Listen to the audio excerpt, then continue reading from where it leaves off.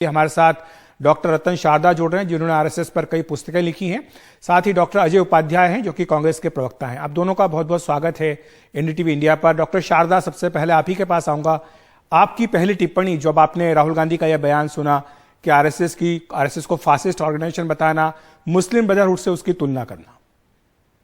देखिए, इसके दो पहलू। अखिलेश जी, धन्यवाद मुझे बुलाने के लिए। पहला पहलू तो ये है कि पहली बार राहुल गांधी ने स्वीकार किया कि मुस्लिम ब्रदरहुड एक फासिस्ट ऑर्गेनाइजेशन है। कि उनको बहुत भारी पड़ेगा, हो सकता है आने वाले दिनों में माफी मांगे कि मुस्लिम ब्रदरहुड को मैंने फासिस्ट नहीं कहा था, क्योंकि ये किसी भी इस्लामिस्ट को फासिस्ट कहने की आज तक किसी जरूरत कांग्रेस में हुई नहीं है। राहुल ने जरूरत की, इसलिए उनको बधाई देता हूँ। दूसरा, उसकी तुलना संघ से करना, जो कि प्रजातंत्र में विश्वास रखता है, जिसने प्रजातंत्र बचाने के लिए 80,000 से ऊपर जिनके स्वयंसेवक जेल में गए थे, कई मृत्यु में प्राप्त हुए, कईयों ने कष्ट सहा, ऐसी वो राष्ट्रीय स्वयंसेवक संघ है।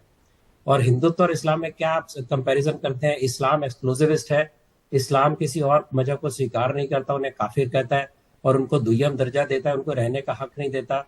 और हिंदुत्व सब सर्वसमावेशी है और सभी पंथों की इज्जत करता है। इस्लाम और हिंदुत्व पर वो नहीं गए, वो एक इस्लामी संगठन उसको बता रहे हैं। आगे नहीं, मुस्लिम ब्रदरहुड की आइडियोलॉजी की बात करोगे ना, आप संजय की आइडियोलॉजी की बात करोगे तो उसकी आइडियोलॉजी की बात करेंगे। आप चिंतित क्यों रहे?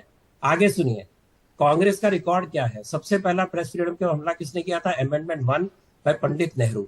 नेक्स्ट किसने किया था? इमरजेंसी इंदिरा जी ने। उसके बाद किसने किया? राजीव गांधी ने प्रेस फ्रीडम के ऊपर स्पेशल बिल निकाला, जो उनको बाद में घबराकर वापस लेना पड़ा। 1948 में नरसंहार किसने किया? फाशिज्म की डेफिनेशन चाहते हैं ना आप।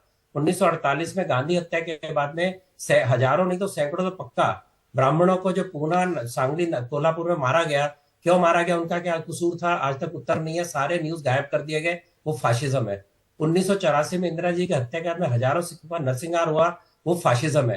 पहले फाशिज्म का मतलब समझे, उसके बाद में बात करें। सबसे अधिक सेडिशन, राष्ट्रद्रोह के केस किसने किए? कांग्रेस ने। एक बार एक ही दिन में 9,000।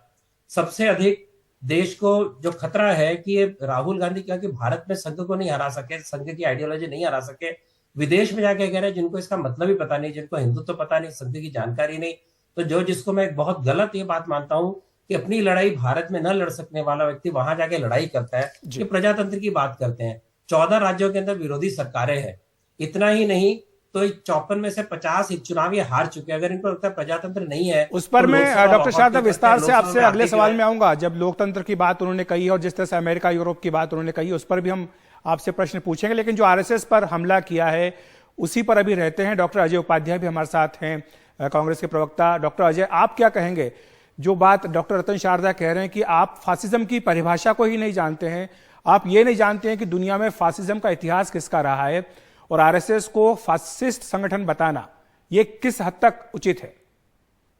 देखिए, डॉक्टर साहब ने जो भी बातें रखी हैं उनका अपना विचार है, और आरएसएस का इसी तरह का विचार होता है, जो बहुसंख्यक समाज को, बहुधर्मी समाज को, बहुसांस्कृतिक समाज को, विविधता में एकता की बात को कहीं ना कहीं दरकिनार करके प्रजातांत्रिक तरीके से आने का जरूर प्रयास करता है, लेकिन जब समय आता है तो प्रजातंत्र को ही रौंद देता है। राहुल गांधी जी ने इन्हीं संदर्भ में ब्रदरहुड की कहीं ना कहीं एक संकल्पना को साथ में रखा और कहा कि जो दोनों की स्थापना, आरएसएस और ब्रदरहुड की स्थापना एक ही तकरीबन समय में हुई। दोनों के कार्यशैली और विचारधारा तकरीबन एक है, और इन दोनों ने कहीं ना कहीं प्रजातंत्र का सहारा लेकर के कहीं ना कहीं चुनाव में अपना बहुमत साबित करके और पीछे के दरवाजे से जो पार्लियामेंट और बाकी जो मशीनरी है प्रजातंत्र की, उस पर घात प्रतिघात करने का काम किया। और ये स्पष्ट दिखता है भारत के संदर्भ में। यदि हम ले, जिस तरह से कट्टरता में विश्वास करने वाली आरएसएस की विचारधारा है, फासीवादी तकनीक को अपनाती है, डेमोक्रेसी के रास्ते जिस तरह से सत्ता पर कब्जा की है, सांस्कृतिक राष्ट्रवाद का फर्जी चोला पहन करके जिस तरह से जनतांत्रिक संस्थाओं पर आए दिन प्रहार हो रहा है, मुझे लगता है अब कुछ कहने के लिए इस देश में फिलहाल नहीं बचा है। राहुल गांधी जी ने जो संदर्भ दिया वो ये कहा कि एक सीक्रेट सोसाइटी की तरह ये काम करती है, जिस तरह ब्रदरहुड काम करती है। ये नहीं कहा कि ये आतंकवादी संगठन है। ब्रदरहुड की बात यदि कर ले तो लेकिन मुस्लिम ब्रदरहुड तो वो संगठन है जिस पर कई देशों में बैन है, क्योंकि उनके जो है टेरर लिंक पाए गए, ये आरोप उनके ऊपर है और इसी कारण उन पर बैन है। इसीलिए इन्होंने कोई आतंकवादी बात नहीं कही। इन्होंने कहा कि जो संगठन है मुस्लिम ब्रदरहुड, जिसकी बनावट, जिसकी प्रक्रिया, जिसका प्रोसेस है, वही प्रोसेस आरएसएस भी इंडिया में अपनाई है। जिस तरह से वो अपने लोगों को शाखा के तरह वो लोग भी प्रवृत्त करते हैं, वो हथियार बंद शाखा तैयार करते हैं, कट्टरता फैलाते हैं, एक धर्म विशेष को लेकर के सिर्फ अपनी पहचान बनाने का काम करते हैं, वो भी दिखावे में, सह अस्तित्व के सिद्धांत को नहीं मानते हैं। और एक एक करके जिस तरह गांधी जी की हत्या यहाँ राष्ट्रपिता की हत्या के आरोप में बैन किया गया आरएसएस को, उसी तरह ब्रदरहुड को भी एक समय में वहां के जो राष्ट्रपिता होते थे, प्रथम राष्ट्रपति, उनकी हत्या के संदर्भ में, कोशिश करने के संदर्भ में बैन किया गया।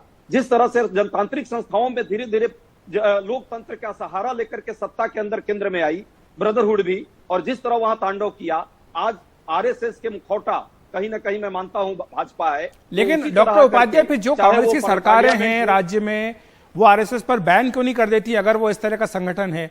और 10 साल अभी यूपीए की सरकार रही, आपने बैन नहीं किया आरएसएस को, अगर आपको लगता था कि ये आतंकवादी संगठन है या फिर ये इस तरह की सीक्रेट सोसाइटी है?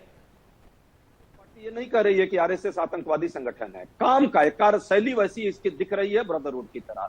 दूसरी बात, आरएसएस को समय समय पर बैन भी किया गया है, ये कोई नया तथ्य नहीं है। आपने देखा सरदार पटेल साहब ने बैन किया था, इंदिरा गांधी जी ने बैन किया था, 92 में जब घटनाएं हुई थी तो उस समय भी बैन किया गया था, 3 बार बैन किया जा चुका। ये संगठन जिस तरह से अभी सत्ता के मोहरे को खेल रही है, और जिस तरह हर संगठन में, चाहे शिक्षण संस्थान हो, चाहे जुडिशियरी हो, चाहे मीडिया के क्षेत्र में हो, हर जगह अपने प्यादे को बैठा करके ये चाहती है कि कैसे सत्ता के केंद्र को अपने कंट्रोल में कर। ठीक है डॉक्टर उपाध्याय, यही आरोप तो खैर कांग्रेस पार्टी पर भी लगते रहे कि उसने भी इसी तरह से संवैधानिक संस्थाओं को नष्ट किया, अपने पक्ष में लाकर के उनको खड़ा किया। डॉक्टर शारदा, मैं आपके पास आना चाहूंगा, लेकिन बार बार राहुल गांधी ये कह रहे हैं कि देश में जितने भी संवैधानिक संस्थान हैं सबका अपहरण कर लिया गया है आरएसएस के द्वारा, सब दूर अपने लोगों को बैठा दिया गया है, और जिस तरह से लोकतंत्र है उसको एक तरह से हाशिए पर डाल दिया गया है। यही बात है जो लगातार वो भारत में भी और विदेश में भी अब कह रहे हैं।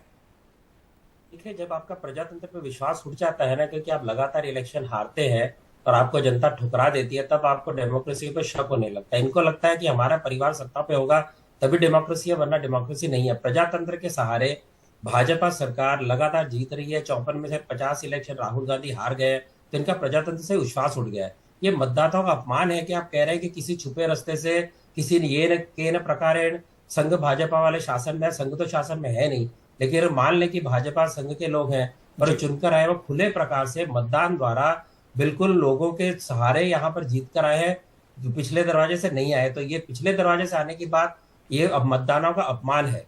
दूसरी बात, बैन की बात करते हैं, हर बार बैन बाइज्जत हटाना पड़ा, हर बार कोर्ट द्वारा हटाया गया, कहीं भी आरोप सिद्ध नहीं हुआ, उसके बाद बार बार यही आरोप लगाते हैं, और उसके ऊपर राहुल गांधी और कई लोग माफी मांग चुके हैं, फिर भी आपके पास वही कहने को है, नया कुछ है नहीं।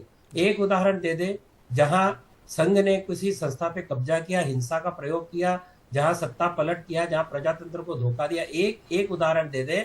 संघ के ऊपर सबसे पहले बैन लगाने वाला मांग कहां से आई थी? मुस्लिम लीग, क्योंकि पार्टीशन के समय इन आतताइयों को के सामने खड़ा रहने वाला कौन था? संघ था। इसके कारण मुस्लिम ने बैन मांगा। जब बैन लगा तो सबसे पहले स्वागत किया गया मुस्लिम लीग द्वारा, और डॉन पेपर जो मुस्लिम लीग का पाकिस्तान में था। ये इनका इतिहास है। मैंने जो फांसीवाद के उदाहरण दिए कांग्रेस के, उनका उत्तर इनका बिल्कुल नहीं है, क्योंकि इनके कहने कुछ है ही नहीं। आपको बहुमत नहीं मिलता तो लोगों के पास जाए ना। बिल्कुल, ये एक ऐसा सवाल है डॉक्टर शारदा जिस पर मुझे लगता है कि आगे भी बहस होती रहेगी, क्योंकि राहुल गांधी की यात्रा अभी जारी है, और अभी देखना होगा कि आगे आने वाले समय में वो किस तरह के बयान देते हैं भारत की राजनीति के बारे में विदेश की धरती पर। फिलहाल आप दोनों का बहुत बहुत शुक्रिया।